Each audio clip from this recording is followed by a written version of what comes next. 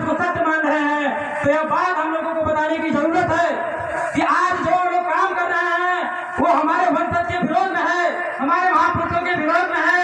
अगर हम अपने महापुरुषों की बात देखें तो यह पूरे भारत ही नहीं, पूरी दुनिया में जो बौद्ध विरासत थी आज वो निकल रहा है। जहाँ भी खुदाई होता है पता चलता है कि पाली भाषा में लिखा हुआ है, प्राकृतिक भाषा में लिखा हुआ है, तथागत बौद्ध की मूर्ति मिल रही है, सम्राट अशोक की मूर्ति मिल रही है, वेंसाइन की लिखी हुई बात तो मिल रही है। तो इससे बात समझ में आता है साथियों, यह जो भारत देश है, जो ये विरासत है वो बौद्धों का विरासत है। लगातार यहाँ पे झूठ प्रचार होने की वजह से यहाँ पे ब्राह्मणवादियों का कब्जा हो गया। हम लोगों को यह बात समझनी होगी, हम लोगों को यह बात क्यों समझनी होगी? क्योंकि तथागत गौतम बुद्ध भी कहते थे चरक विचारिकम बहुजन हिताय बहुजन सुखाय, आदि कल्याण मध्य कल्याण अंत कल्याण। यानी इस बात को चारिका करना पड़ेगा, प्रचार प्रसार करना पड़ेगा। और यह बात बहुत सारे समाज के लिए सही है। और यह बात हमको जो ये विचारधारा है, जो विचारधारा प्रारंभ में कल्याणकारी है वही विचारधारा अंत मध्य में कल्याणकारी है, वही विचारधारा अंत में कल्याणकारी है। उसी विचारधारा से हमारा समाज विकसित और हमारा समाज पूरे भारत देश में अखंड भारत बन सकता है। तो इस विचारधारा को हम सबको अमल करना होगा, हम सभी को इस विचारधारा को मानना होगा।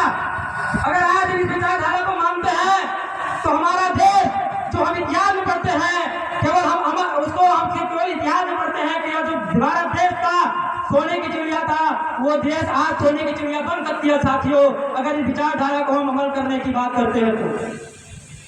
साथियों, बहुत बड़े बड़े पत्रकारों के द्वारा यह देश बार बार प्रचार किया जाता है कि यह जो देश है वह देश हमारा नहीं, मनोवादियों का देश है, मनोवादियों के देवी देवताओं का देश है। तो हम लोगों को सिर्फ एक ही बात कहना चाहिए कि कहीं भी खुदाई होती है तो वहाँ पे बुद्ध की मूर्ति निकलती है, लेकिन हमारे लोगों को जानकारी न होने की वजह से वो लोग भी उसका ब्राह्मणीकरण कर देते हैं और बाद में बताया जाता है कि ये शंकर जी की मूर्ति थी।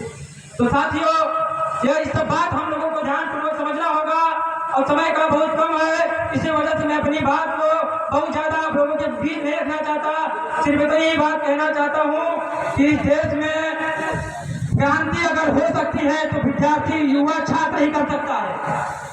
मैं छात्रों का प्रदेश अध्यक्ष हूँ, मैं इसलिए इस बात को कह रहा हूँ कि आज जो हमारे बीच में 60 से 70 अगर हम 20 साल के 25 साल के युवा को जागरूक करते हैं तो आने वाले समाज में 40 साल तक निरंतर प्रचार प्रसार कर सकता है।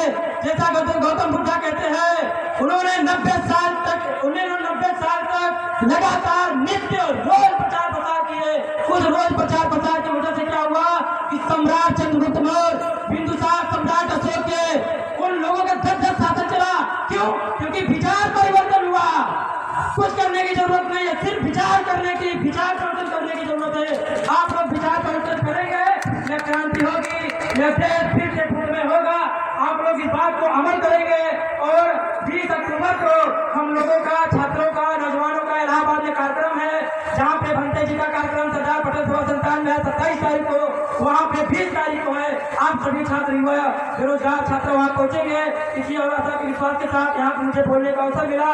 बहुत बहुत धन्यवाद, आभार, साधुवाद। जय भीम, जय मूल्यवाद।